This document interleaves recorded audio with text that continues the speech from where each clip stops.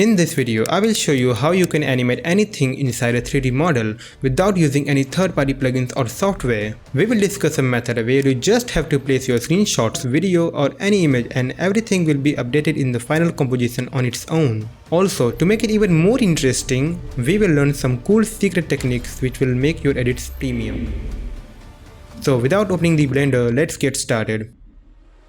So initially, we need to download some 3D models on which we will be placing these screenshots on. To make sure you don't download the wrong file format, for 3D models, here's all the file types which are currently being supported inside After Effects at the point of recording this. And to be honest, finding a good 3D model is kinda hard for people like us. But Sketchfab is one of the best websites which allows us to download 3D models for free. So I will download this model because it's the best one I've found so far. By the way, you can download this exact model in the description.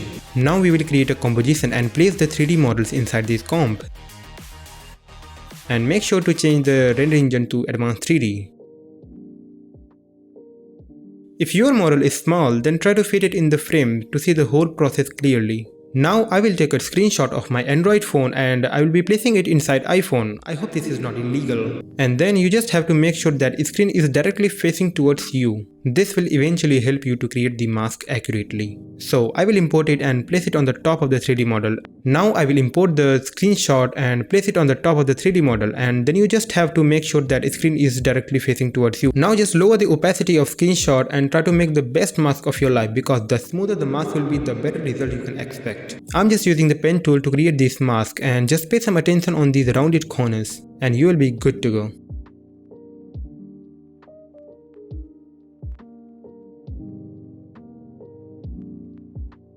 Now let's deal with this dynamic island shit. So we will make another mask on it and set it to subtract.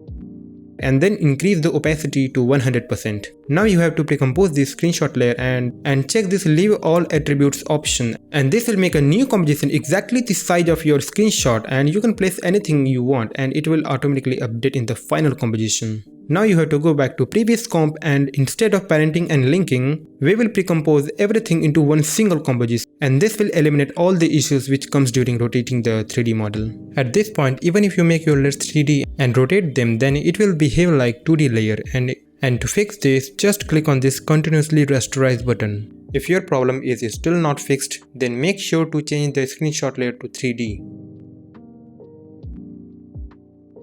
And now if you rotate it, you will see it's exactly behaving like animating a 3D model. Now let's see how to animate it, and don't quit the video yet because I'll be showing you something crazy in the end. At this point, if we rotate our 3D model, it's kinda look pathetic, and this is because it is currently sitting on your home. Just think about it, bro. Don't you think the iPhones which are placed in the showroom look so tempting? And when we take that same iPhone to our home, it seems to look normal. So you have to understand that lighting is one of the key factors to transform any model into masterpiece. So first we will create an environment light,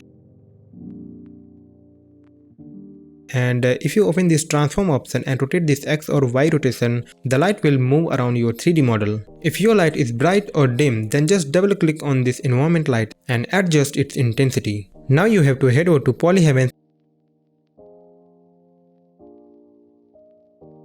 and go to this studios section, and here you can find crazy environment map, and we will download couple of them.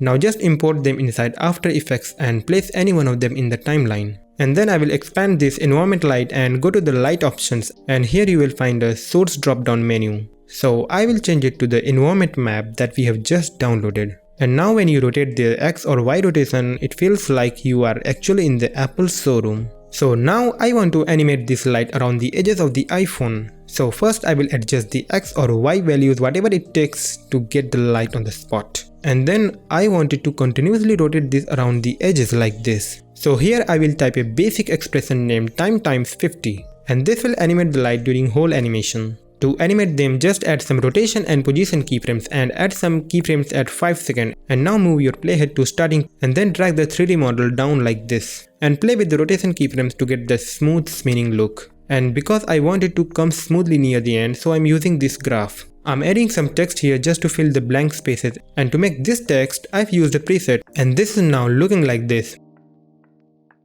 But to make it even more interesting, I will add an adjustment layer and apply looks to it, and now you can use multiple presets to make your edits expensive, and honestly it saves me so much time. I have already made a project file for the channel members where you just have to put your image, video or any screenshot in this placeholder, and it will automatically give you multiple animated scenes ready to be exported.